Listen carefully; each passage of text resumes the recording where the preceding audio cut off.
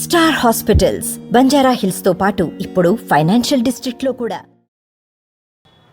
రాబోయే ఎన్నికలకు అన్ని పార్టీలు సిద్ధమవుతున్నాయి. ఇప్పటికే సమరసింగం పూరించాయి. రాజకీయంగా ఏపీ రాజకీయాలు మొత్తం హీట్ ఎక్కాయి. అధికార పార్టీ ప్రతిపక్ష పార్టీలు కూడా తమ అభ్యర్థులను ప్రకటించేటువంటి పనిలో పడ్డారు. అయితే ఈ నేపథ్యంలో గత 5 ఏళ్ల పాలన ఎలా ఉంది అనేటువంటి అంశం మీద మాట్లాడడానికి మాజీ పార్లమెంటు అధ్యక్షులు వెంకటరెడ్డి ఉన్నారు మనతో. సార్ నమస్తే. నమస్తే. సార్, ఈ 5 ఏళ్ల పాలనలో 4.5 సంవత్సరం గడిచిపోయింది. ఇక మిగిలింది 3 నెలలే, 100 రోజులే. ఈ పాలన, రాష్ట్ర ప్రభుత్వ పాలన ఎలా ఉందంటారు? రాష్ట్ర పాలన మాకంటే మీకు ఎక్కువ తెలుసు.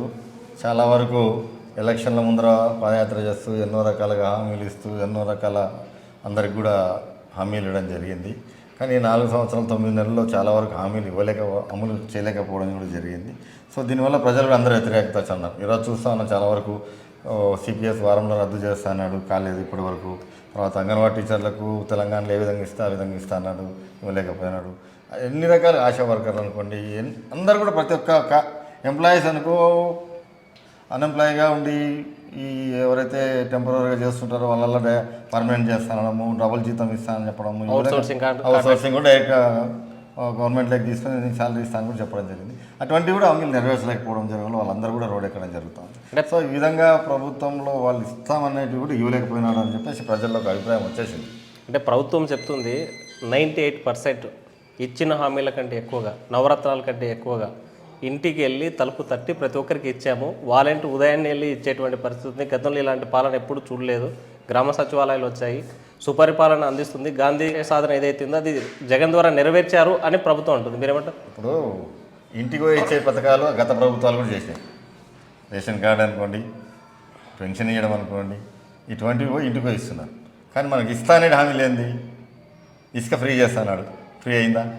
ఇసుక కొనలేని పరిస్థితి ఉంది సామాన్య మానవులు. ఇండ్లు కట్టుకోవాలంటే కూడా ఇసుక కొనలేనిగా ఇండ్లు కట్టుకోలేకపోతున్నారు చాలామంది. ఈరోజు మద్యపాన నిషేధం అన్నాడు. రేపు యాక్చువల్ అయితే వైసీపీ పార్టీ పోటీ చేయకూడదు. 2024లో మద్యపానం పూర్తిగా ఎక్కడ అమ్మకుండా సంపూర్ణ మద్యపానం నిషేధం చేసి ప్రజలు లేకపోయి ఓటు అడగకపోతే అంగి పట్టుకోమన్నాడు. మళ్ళీ వైసీపీ ఎమ్మెల్యే నిలబడిన వాళ్ళని పట్టుకోవాలన్నా, ఎంపీగా నిలబడిన వాళ్ళని పట్టుకోవాలన్నా, ఇప్పుడు ముఖ్యమంత్రికి హామీ ఇచ్చిన వాళ్ళని ఆయన పట్టుకుంటే దొరకడు ఆయన. సో మళ్ళీ ఎవరిని పట్టుకోవాలా? సో ఇటువైన హామీలు ఎన్నో రకాలు ఇచ్చినట్టు కూడా ఏమి నెరవేర్చలేకపోయినాడు. కానీ ఏమంటే ఊరికే అభివృద్ధి జరుగుతూ ఉంది, జరుపుకుంటున్నారు తప్ప ఆయన ఇచ్చిన హామీలు అన్నీ నవరత్నాలు కాదు. ఇవి రెండే. నేను ఎగ్జాంపుల్ చెప్తున్నా. ఇసుక కానీ చెప్పిన మాట ఫ్రీ చేసినాడా? మద్యపాన నిషేధం అన్నాడు, చేసినాడా? సిపిఎస్ వారంలో రద్దు అన్నాడు, చేసినాడా?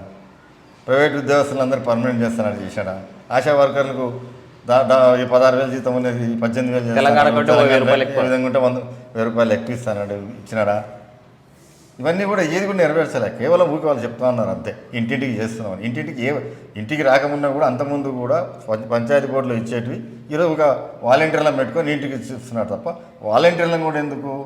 ఎవరు వైసీపీకి ఉన్నారు, ఎవరు తెలుగుదేశానికి ఉన్నారు, ఎవరు కమ్యూనిస్ట్కి ఉన్నారు, వాళ్ళు ఏ పార్టీలు ఉన్నారు, వాళ్ళు ఏ విధంగా ఉన్నారు అనే దాని మీద వాళ్ళని తెలుసుకోవడం కోసమే ఎలక్షన్లు ఆయన నాయకుల కంటే ఆయన సెకండరీ క్యాడర్ తెలుగుదేశం పార్టీ జెండా మోషణలకు ఏ విధంగా అయితే విలువ ఉంటుందో, వైసీపీలో కొత్త పార్టీ అయినా కూడా ముఖ్యమంత్రి జగన్మోహన్ రెడ్డి అయితే మేము జెండా మోషణలకు ఎంతో విలువ ఉంటుంది అనుకుని ఆశించినారు.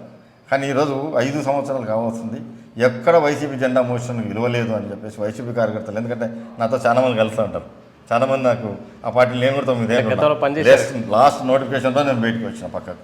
ఈరోజు కూడా కాడానికి కలుస్తున్నప్పుడు చెప్తా అంటారు, మాకు విలువ లేదన్నా, అసలు అపాయింట్మెంట్ దొరకడం లేదన్నా చెప్పుకుంటుంటారు.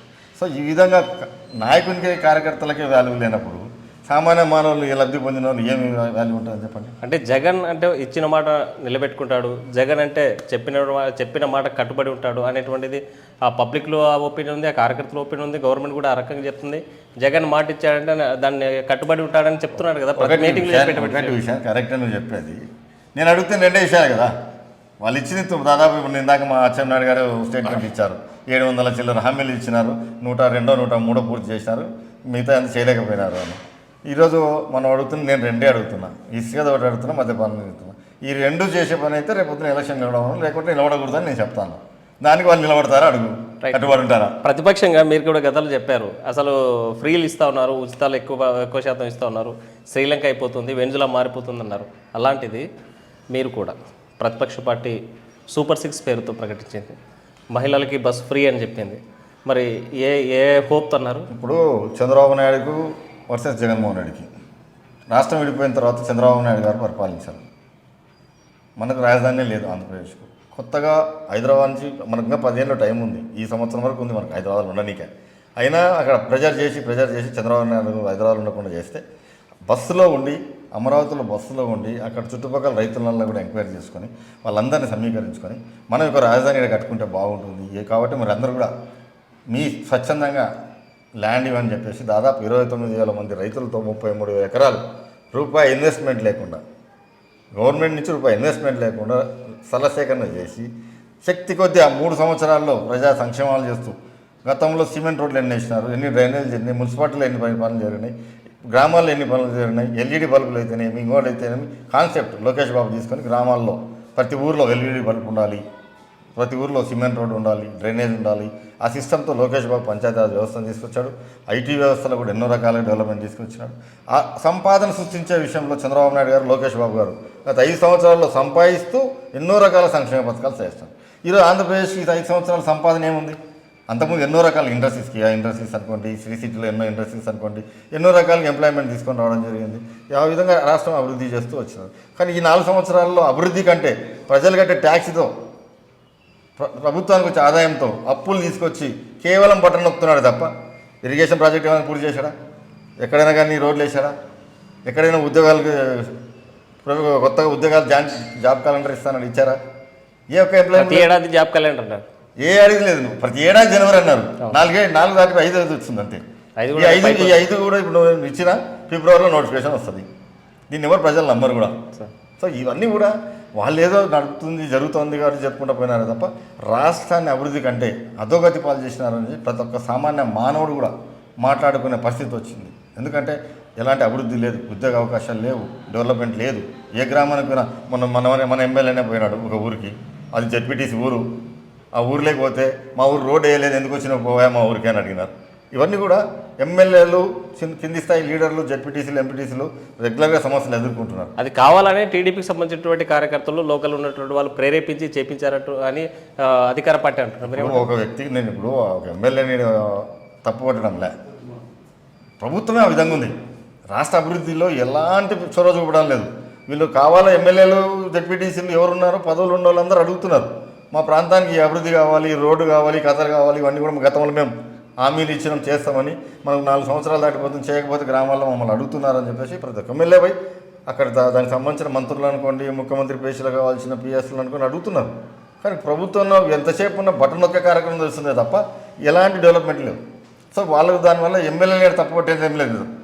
కేవలం తప్పల ముఖ్యమంత్రిది, మంత్రి కింద ఉన్న మంత్రులది వీళ్ళ విషయంలో డిమాండ్ చేసి తెచ్చుకోలేకపోతున్నారు అనేది తెలిసిపోతుంది. అంటే మనం చూస్తున్నాం, ఇదే పాండ్య నియోజకవర్గంలో ఓరకల్ ఒక గ్రీన్ కోకి సంబంధించినటువంటి అతిపెద్ద కంపెనీ, ప్రపంచంలోనే అతిపెద్ద కంపెనీ ఇక్కడ స్థాపించాను, ఆసియా ఖండంలో ఎక్కడ లేదనేసి జగన్ ఇక్కడ వచ్చి ప్రారంభించిపోయాడు కదా, అది అభివృద్ధి కాదంటారా?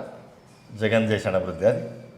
చంద్రబాబు నాయుడు గారు ఉన్నప్పుడు మన రాష్ట్రం విడిపోయిన తర్వాత ఫస్ట్ టైం 10,000 ఎకరాలు ఇచ్చి దాదాపు 1000 మెగావాట్ అలర్ట్ స్టార్ట్ అయింది. ప్లస్ ఐడీ ల్యాండ్, సో మళ్ళీ ఐడీ ల్యాండ్ విండ్ పవర్కు మళ్ళీ శాంక్షన్ అయింది చంద్రబాబు నాయుడు పీరియడ్ని. దాని పని పూర్తి చేయకుండా దానికోసం సంవత్సరం ఆపిన కనుక ఈ ప్రభుత్వాన్ని వీళ్ళు చేసింది కాదు, అది చంద్రబాబు నాయుడు ప్రభుత్వంలోనే శాంక్షన్ అయింది. అప్పటికే 1000 మెగావాట్లు కూడా అయింది కరెంటు. చంద్రబాబు నాయుడు గారు రాష్ట్రానికి ముఖ్యమంత్రి అయినప్పుడు లోటు బడ్జెట్లో ఉంది కరెంటు.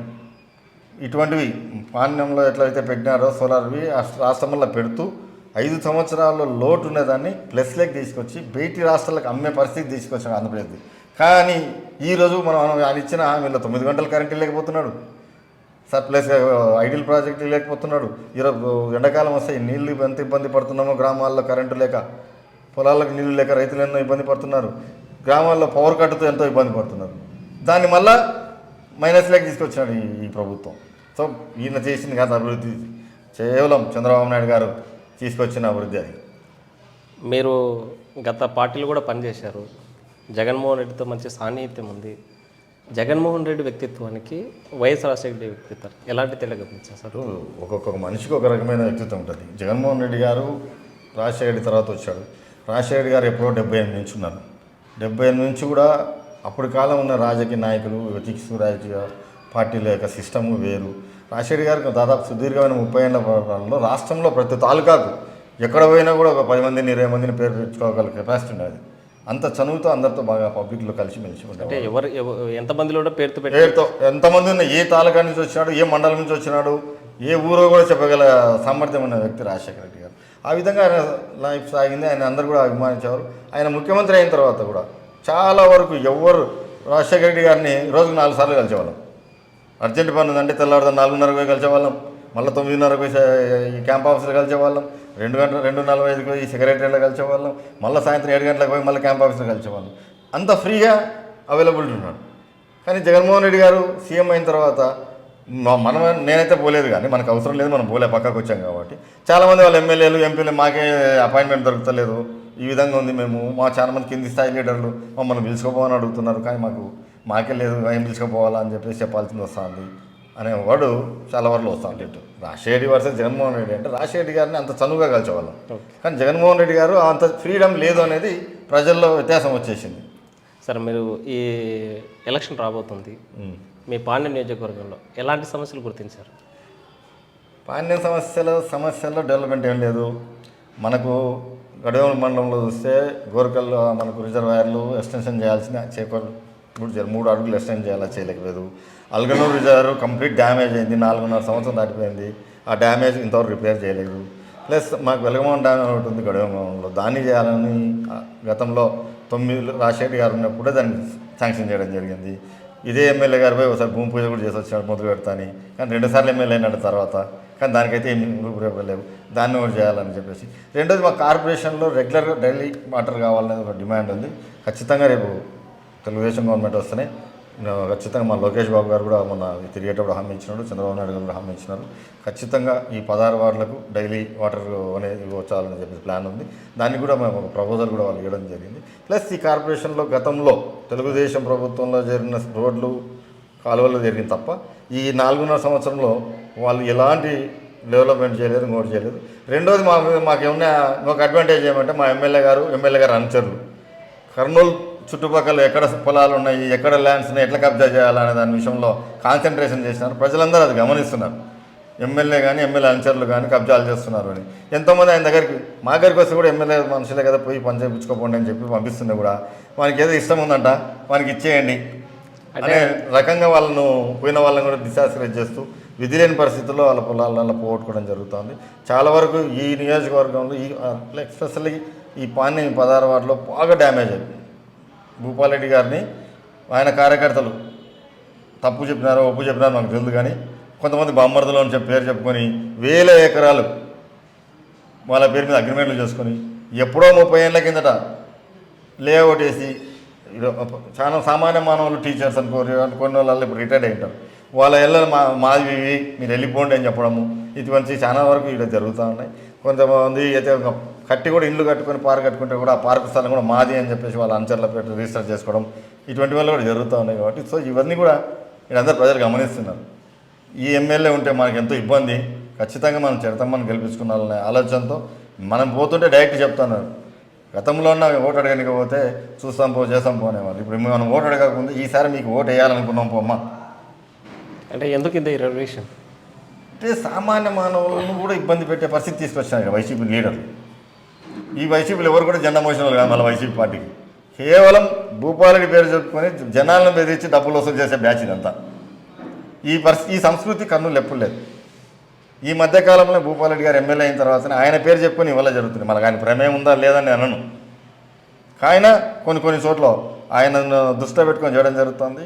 ఆయన పేరు చెప్పుకొని చేయడం జరుగుతుంది. సో ఆయన మనసులో ఉన్నాడు. చాలా వరకు మనం చెప్పినాం, మనం ఇసుక మాఫీలో సీతారెడ్డి అని మీ విలేకరి ఎవరిపై క్వశ్చన్ అడిగినారు. ఇసుక మాఫీలో ఇట్లా ఉన్నాడు సీతారెడ్డి అని. సీతారెడ్డి వైఫ్ వచ్చేసి వైసీపీ పార్టీలో డిప్యూటీ మేయర్. సీతారెడ్డి ఎవడో నాకు తెలియదు అంటాడు.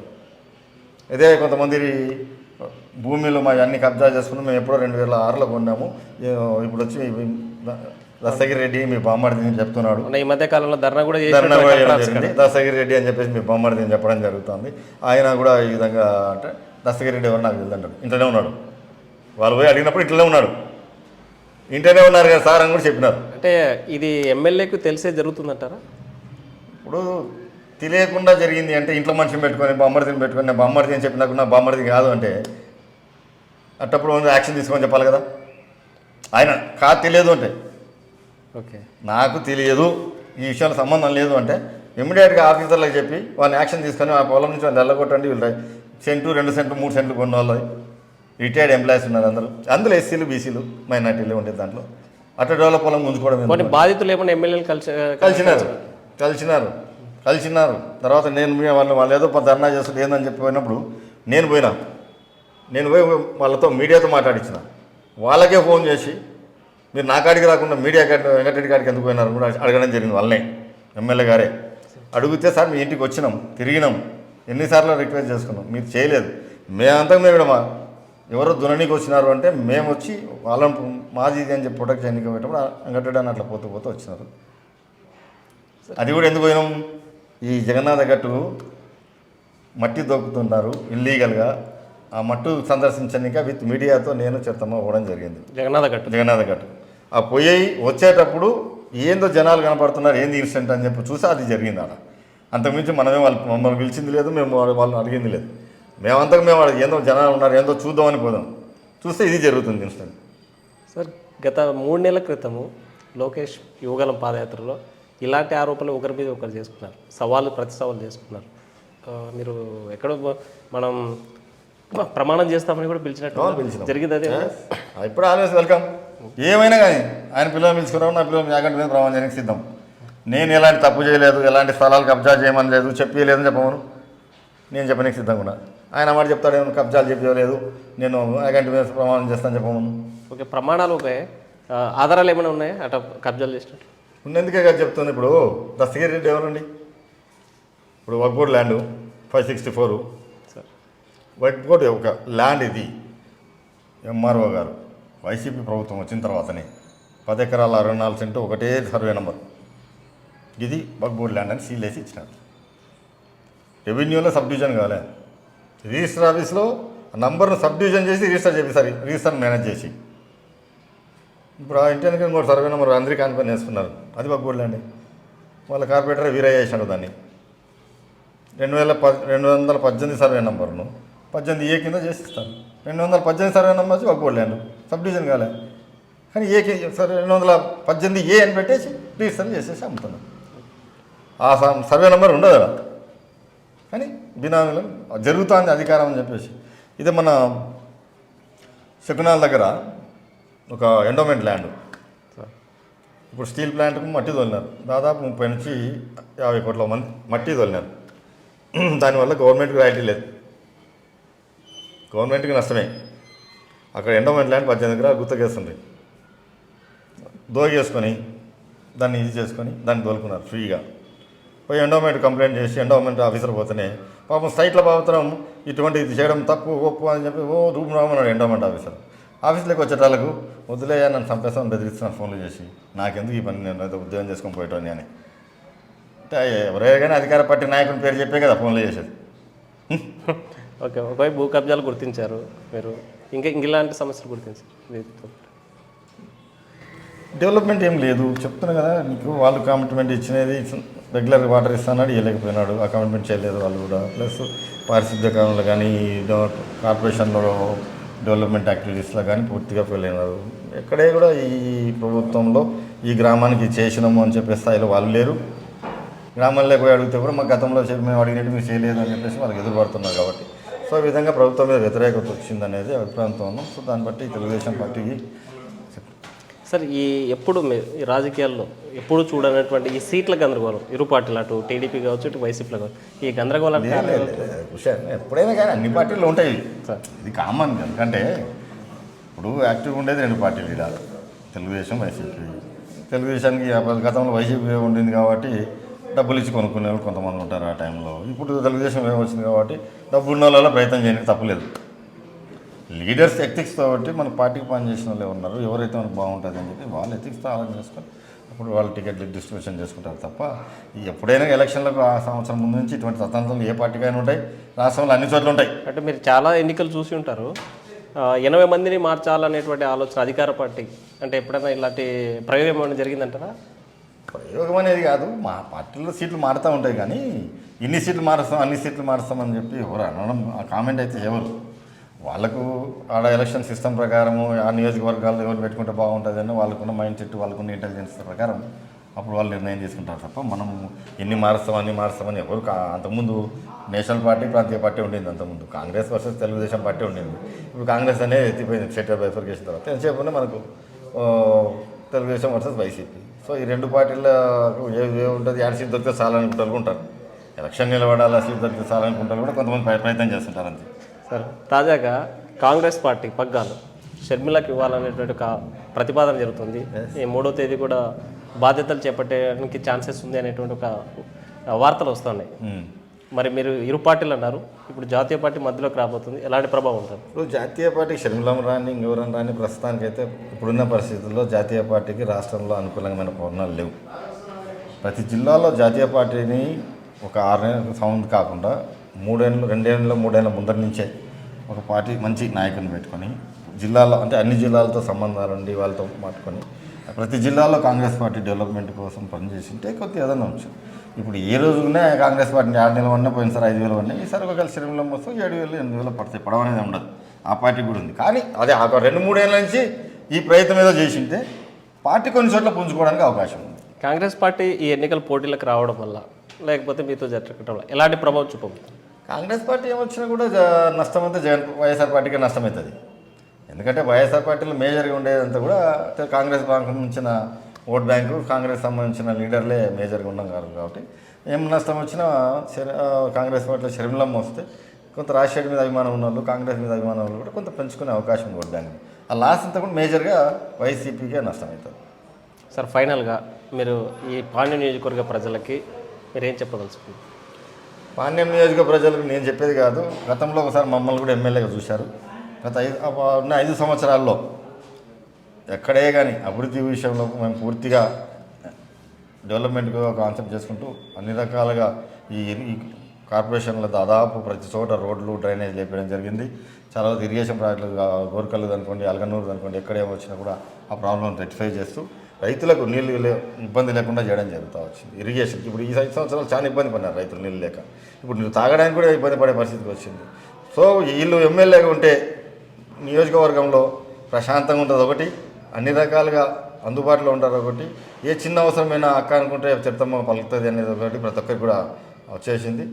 చక్కగా పోయి మనం కూర్చొని చిరుతక్కతో కూర్చొని మాట్లాడుకోవచ్చు, వెంకటంతో కూర్చొని మాట్లాడుకోవచ్చు అనేతో మాకు మీరైతేనే బాగుంటుంది. గతంలో తెలుసో తెలగనో జగన్ మీద మీరు ఉన్నారు మేము ఉన్నాం అనే ఉద్దేశం చేస్తున్నాం తప్ప ఖచ్చితంగా ఈసారి మేము చిరుతక్కని గెలిపించుకుంటాం అని చెప్పేసి ఎక్కడ పోయినా కూడా మాకు ప్రజలైతే ఈసారి స్వచ్ఛందంగా వాళ్ళు మనం ఓటు అడగడం చెప్పాల్సిన పనిలే, వాళ్ళు ఎదురు చెప్తున్నారు ఈసారి మీకే ఓటు వేస్తున్నాం, పోయినసారి వేయలేదు ఇప్పుడు వేస్తున్నాం అని చెప్పేసి స్వచ్ఛందంగా చెప్తున్నారు. కాబట్టి నాకు గెలుపు గురించి దోకా లేదు, దాని గురించి ఆలోచన లేదు, వాళ్ళకు మా మీద నమ్మకం ఉంది. ఎట్లే పరిస్థితిలో ఏది కావాలన్నా కూడా చేయడానికి ప్రయత్నం చేయడంలో ఖచ్చితంగా వాళ్ళు ప్రయత్నం చేస్తారు. అధికారులకు చెప్పైనా కానీ ఆ పనులు చేపిస్తారు అనే నమ్మకం మా మీద ప్రజలకు ఉంది. సో ఆ నమ్మకాన్ని అమ్ము కాకుండా అందరికీ నియోజకవర్గంలో అభివృద్ధి పథంలో నడిపించడానికి సాయశక్తిలో కృషి చేస్తాం. రైట్. వెంకటరెడ్డి గారు ఒకటే చెప్తున్నారు, పాండ్య నియోజకవర్గంలో భూ కబ్జాలు పెరిగిపోయాయి, అరాచకాలు పెరిగిపోయాయి, దౌర్జన్యాలు పెరిగిపోయాయి. స్థానికంగా ఉన్నటువంటి ఎమ్మెల్యే ఖర్చులు చేస్తున్నటువంటి దీని మీద ప్రధాన ఎజెండాగా రాబోయేటువంటి ఎన్నికల్లో మేము ప్రజలకు వెళ్తాం, మాకు ప్రజల ఆశీర్వాదాలు ఉన్నాయి, రాబోయేటువంటి ఎన్నికల్లో విజయం మాదే అనేటువంటి పరిస్థితి. వీడియో జర్నలిస్ట్ చంద్రశేఖర్తో హుస్సేన్, RTV కర్నూలు.